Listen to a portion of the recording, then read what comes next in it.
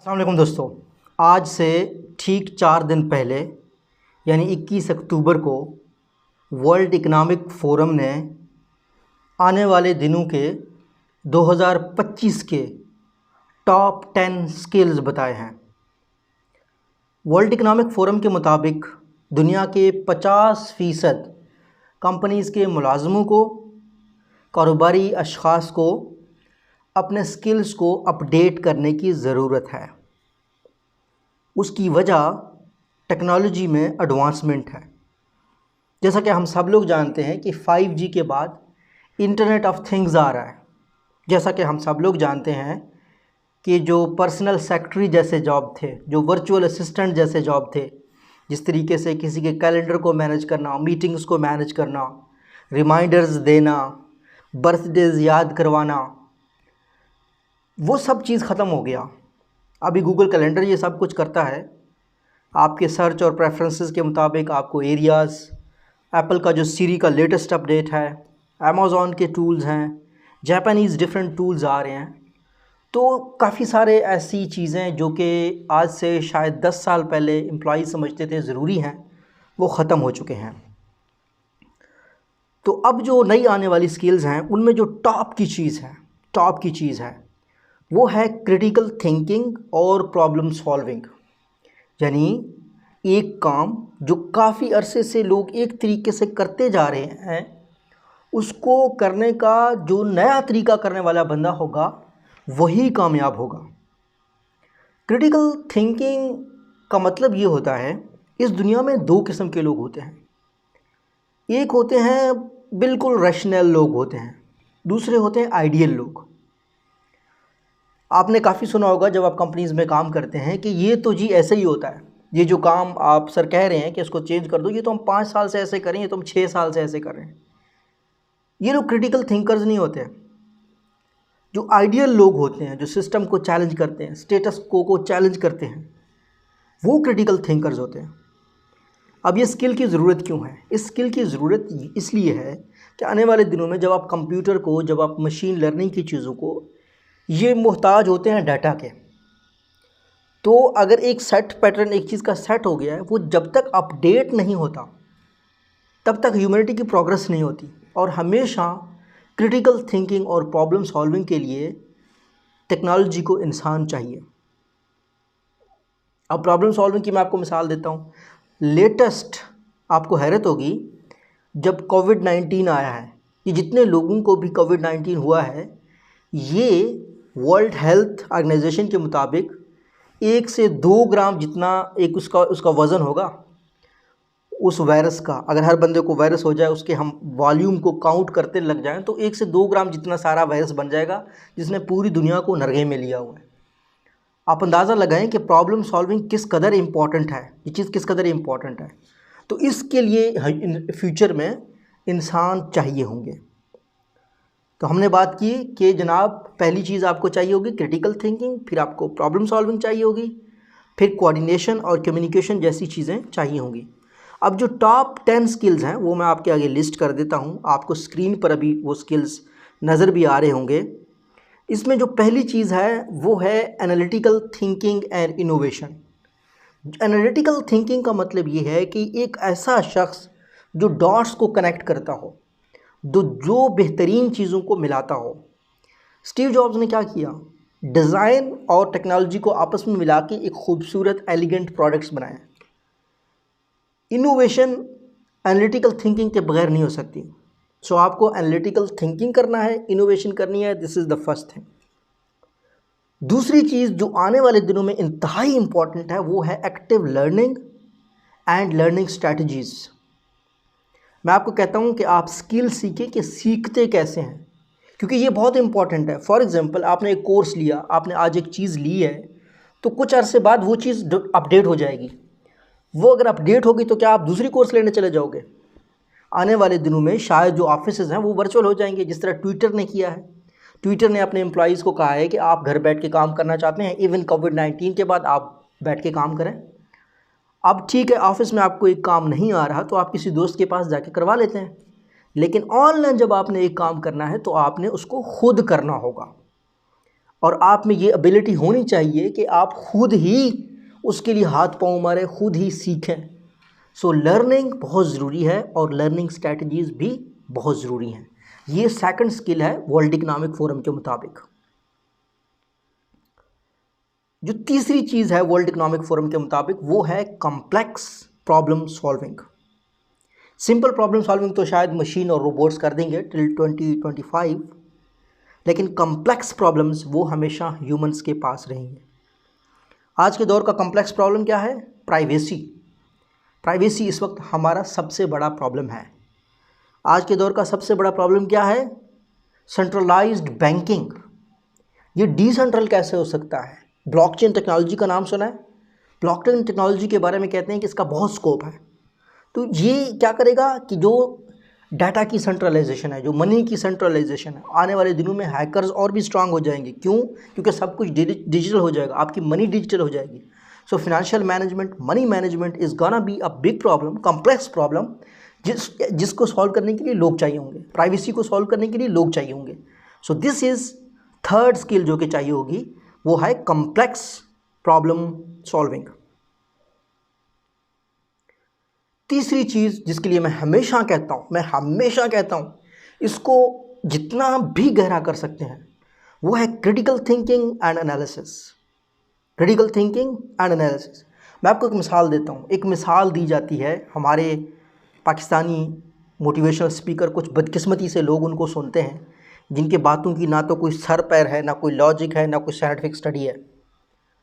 एक पिक्चर आपने देखी होगी कि जी एक हरण भागती हुई जा रही है और उसके पीछे एक शेर रखते हैं और कहते हैं कि जी ये हिरन जो है ना शेर से या चीते से तेज़ भागती है, लेकिन क्योंकि ये मुड़ के देखती है तो इस वजह से इसको शेर पकड़ लेता है। हालांकि जब आप इस तरह के पोस्ट देखो, आप उसको शेयर ना किया करो। आप देखो यार ये क्या ये साइंटिफिक है, ये बात ठीक है कि नहीं है। फॉर एग्ज़ाम्पल आप ऑनलाइन अभी सर्च करेंगे, आपको जो शेर है उसके जो भागने की स्पीड है वो 130 किलोमीटर पर आवर से लेकर 160 तक भी है। यानी 130 किलोमीटर पर आवर तक एक नॉर्मल शेर भी भागता है, जबकि एक हिरन की जो मैक्सिमम कैपेसिटी है वो 120 किलोमीटर से लेकर 130 किलोमीटर तक है। तो इसका मतलब साइंटिफिकली हिरन पीछे तो मुड़ के नहीं देखती, लेकिन उसकी स्पीड ही कम है चीते से और शेर से। तो क्रिटिकली थिंकिंग करना सोचो। आपको ऑनलाइन एक खबर मिल गई। मैं आपको मिसाल देता हूँ कि जनाब एक वीडियो चढ़ा दिया था जावेद चौधरी ने कि 18 मई को कोरोना वायरस ख़त्म हो जाएगा। तो उसी दिन ही एक वर्ल्ड हेल्थ ऑर्गेनाइजेशन का स्टेटमेंट आ गया था कि ये कोरोना शायद 2021 में भी हमारे साथ रहे। लेकिन उस पोस्ट को पाकिस्तानी लोगों ने, जावेद चौधरी के उस पोस्ट को वायरल कर दिया यूट्यूब के ऊपर, वो ट्रेंडिंग में जा रहा था। तो इसका मतलब ये है कि क्रिटिकल थिंकिंग अभी पाकिस्तान के लोगों को स्ट्रांगली चाहिए।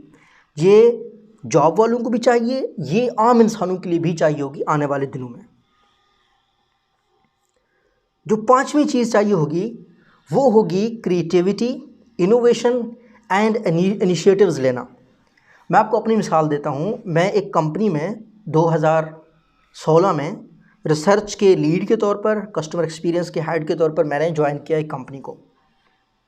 जब मैं वहाँ चला गया तो मैंने देखा कि उन्होंने 28 बंदे कंप्लेंट्स को रखने के लिए रखे हुए हैं, कंप्लेंट्स को हल करने के लिए।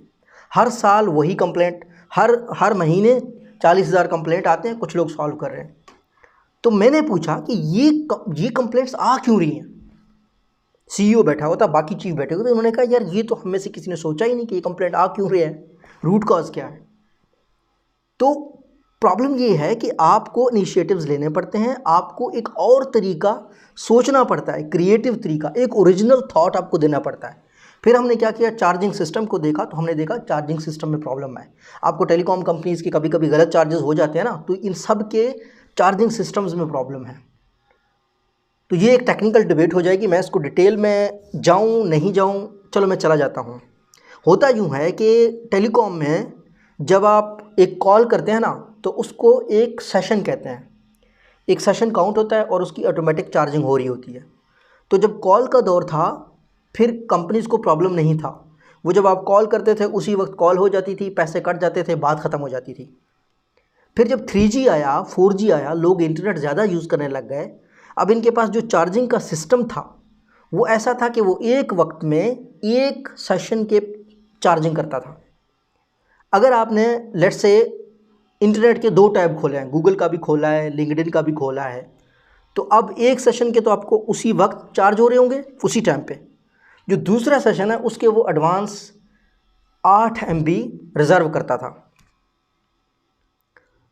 अब ऐसे सिनेरियो में जब आपके पास टोटल 12 MB हैं और आपने एक टैब ओपन कर लिया फेसबुक का और दूसरा टैब ओपन कर लिया लिंक्डइन का, तो आपके साथ प्रॉब्लम ये होता था कि एक फेसबुक वाले उस सेशन ने आपके 8 MB तो रिज़र्व कर लिए।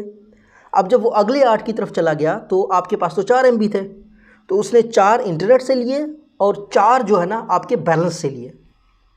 लेकिन आपने 2 MB फेसबुक का इस्तेमाल करने के बाद ख़त्म कर दिया।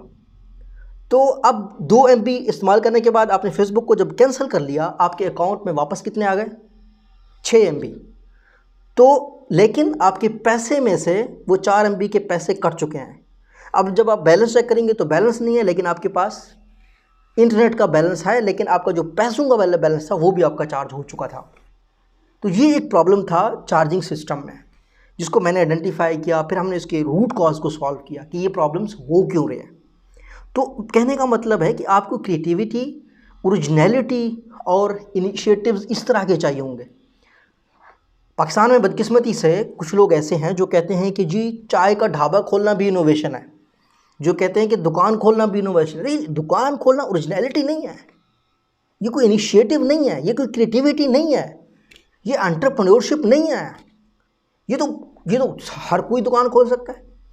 क्रिएटिविटी या आपकी जो इनिशिएटिव लेना है या ओरिजिनलिटी है वो ये है कि जो ऊबर वाले ड्राइवर ने सोचा, वो ये है जो कि ओला वालों ने सोचा है। ये इनोवेशन होती है जो कि स्टीव जॉब्स ने सोचा है। ये ओरिजिनलिटी होती है, ओरिजिनलिटी ऑफ द आइडिया होता है। एक शख्स है, उसको सारे लोग प्रमोट करें, आप भी प्रमोट करने लग जाओगे, तो वो क्या है? वो नया आइडिया नहीं है। नया आइडिया वो शख्स है जो कि एक बेटर सोल्यूशन के साथ आता है। तो this is very important in the coming days, that is creativity, originality and initiative. अच्छा, छठी चीज़ जो आने वाले दिनों में बहुत इंपॉर्टेंट हो जाएगी वर्ल्ड इनोवेशन के मुताबिक, वो है लीडरशिप एंड सोशल इन्फ्लुएंस। ये एक ऐसा रोल है जो इंतहाई इम्पॉर्टेंट होगा। देखिए, आपके साथ अगर पाकिस्तान की जिस तरह की हमारी कम्युनिटी है, यहाँ सोशली तो लोग बड़े जल्दी इन्फ्लुएंस हो जाते हैं। कोई फ्रॉड करने वाला आ गया, वो तबाही मचा के चला जाता है, फिर पकड़ा जाता है। तो सोशल इन्फ्लुएंस आपका पॉजिटिव भी हो सकता है, आपका नेगेटिव भी हो सकता है, लेकिन जिस शख्स में ये कैपेबिलिटी होगी कि उसका सोशल इन्फ्लुएंस होगा फ्यूचर में, उसकी वर्थ ज़्यादा होगी। क्योंकि अब लोग ऑनलाइन ज़्यादा होंगे तो वर्थ सोशल इन्फ्लुएंस की ज़्यादा होगी। ये एक स्किल है जो आपको सीखनी चाहिए। 8वीं चीज़ जो चाहिए होगी वो चाहिए होगी टेक्नोलॉजी की यूज़ की और उसकी मॉनिटरिंग की और उसके कंट्रोल की। कि देखिए, टेक्नोलॉजी का यूजेज तो बहुत बढ़ता जा रहा है, लेकिन इस टेक्नोलॉजी को हम किसके हाथ में दे रहे हैं और वो कैसे तरीके से इस्तेमाल कर रहा है, दिस इज़ समथिंग जो कि आने वाले दिनों में एक स्किल होगी। इसको बेहतर तौर पर इस्तेमाल करना, इससे अच्छी चीज़ें एडवोकेट करना, इससे सच्चाई को बयान करना, इससे माशरे में जो इंतशार है या जो अफरा तफरी है या जो क्या बोलते हैं उसको फ़िरकावारियत जिस तरीके से पाकिस्तान में है, इसको किस तरीके से कंट्रोल किया जाए। ये वाली प्रॉब्लम इंटरनेशनली नहीं है, ये हमारे पास है। तो हमारे लोगों के पास भी ये स्किल होनी चाहिए कि वो टेक्नोलॉजी को यूज़ करके किस तरीके से इन्फ्लुएंस कर सकते हैं, चीज़ों को बेटर कर सकते हैं। उसके बाद जो आने वाली जो चीज़ हो जाएगी, वो नवी चीज़ हो जाएगी, वो हो जाएगी रेजिलियंस, स्ट्रेस कंट्रोल। रेजिलियंस का शायद ही उर्दू में कोई लफ्ज़ बहुत बेहतर हो, लेकिन इसको मैं मुस्तकिल मिजाजी कह सकता हूँ। मुश्किल हालात में डट जाना, मुश्किल हालात में खड़े रहना। आप मेरे YouTube चैनल पे जाइएगा, मैंने जब कुछ अमेज़ॉन के फेक गुरुज़ को कहा कि ये फ्रॉड कर रहे हैं, पाकिस्तान में ये इलीगल काम कर रहे हैं, पाकिस्तान में लीगली अमेज़ॉन काम नहीं करता, तो बहुत से लोग मुझे कहते हैं कि नहीं सर, ये आप गलत बात कर रहे हैं, ऐसे नहीं होता, ऐसे नहीं होता। इन कंपनीज़ की हायर टीम ने आके मुझे बहुत बुरा भला कहा, ये कहा वो कहा, लेकिन मैं डटा रहा। रेजिलियंस था, स्ट्रेस कंट्रोल था। अब इस वक्त हमारे पास अल्हम्दुलिल्लाह अल्हम्दुलिल्लाह अच्छे खासे लोग हैं जो फेसबुक के ऊपर, जो यूट्यूब के ऊपर, जो लिंक्डइन के ऊपर आए हैं, जो कहते हैं सर वाकई फ्रॉड है, हमारा करोड़ों का नुकसान हुआ है। और बहुत ज़्यादा लोग इस चीज़ को कोर्ट में भी लेके जा रहे हैं कि इनके स्ट्रैटेजीज़ की वजह से हमारा नुकसान हुआ है। तो कहने का मतलब ये कि मैंने टफ़ टाइम मैंने गुजारा है, 1-2 महीना टफ़ टाइम मैंने गुजारा है, प्रेशर मैंने बर्दाश्त किया है, बट उस रेजिलियंस और स्ट्रेस कंट्रोल का फ़ायदा ये हुआ है कि हमने एक मूवमेंट क्रिएट की है, इन लोगों के रास्ते में हम रुकावट बने हैं। और आखिरी जो 10वीं स्किल है वो है रीज़निंग की, और रीज़निंग के थ्रू प्रॉब्लम को एनालिसिस करने की और उसको सॉल्व करने की।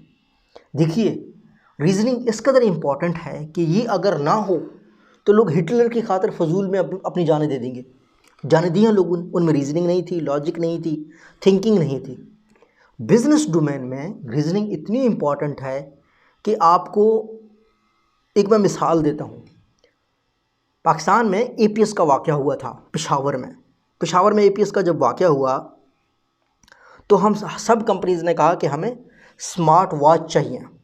एक बच्चे की एक किड वॉच देना है बच्चे को, वो जब स्कूल के बाहर होगा, इधर उधर होगा, तो उसको वो किड वॉच जो है ना आप दे सकते हैं। आप इजीली जो है ना उसको पहनाएं, अगर वो स्कूल से बाहर जा रहा होगा तो वालिदैन को नोटिफिकेशन आ जाएगा।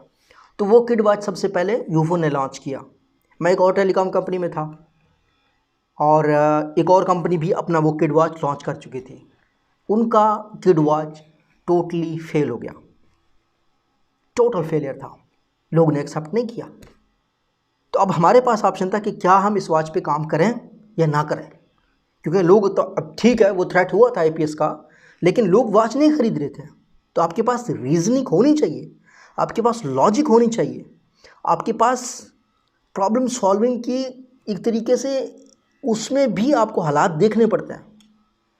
तो मैंने रिकमेंड किया कि हमें अभी स्मार्ट वॉच बनाने की ज़रूरत नहीं है, लेकिन क्योंकि बहुत और भी टीम थी, उन्होंने कहा नहीं हम वॉच बनाते हैं, वॉच लॉन्च करते हैं, सब लॉन्च कर रहे हैं। आप यकीन करें 100 वॉच भी नहीं बिके हमारे। तो कहने का मतलब ये कि कभी कभी कुछ चीज़ें नज़र आती हैं, सामने नज़र आती। अभी आपको मैं छोटी सी मिसाल देता हूँ, वर्चुअल असिस्टेंट्स आने वाले 5 साल में चाहिए होंगे। ऐसे दौर में जब सिरी है, जब गूगल असिस्टेंट है, जब अमेज़ॉन का आपके पास अलेक्सा है, आपके पास जो रोबोट्स इंटेलिजेंट आ रहे हैं, क्या इस दौर में आपको कोई एक बंदा चाहिए जो आपका कैलेंडर मैनेज करता हो, जो आपकी ईमेल्स के जवाब देता हो? जब आपको पता है कि माइक्रोसॉफ्ट का जो सोल्यूशन है कोर्टाना का, वो खुद ईमेल्स का रिप्लाई करता है, वो ईमेल्स की समरी करके एनालिसिस करता है। तो ऐसी सिचुएशन में जब आप में रीजनिंग नहीं होगी, प्रॉब्लम आइडेंटिफिकेशन और सॉल्विंग नहीं होगी, तो आपके प्रॉब्लम्स ज़्यादा हो जाएंगे। तो आपको अपनी इन स्किल्स को अपडेट करना है। अब सवाल ये है कि कितना टाइम लगता है इनको अपडेट करने में।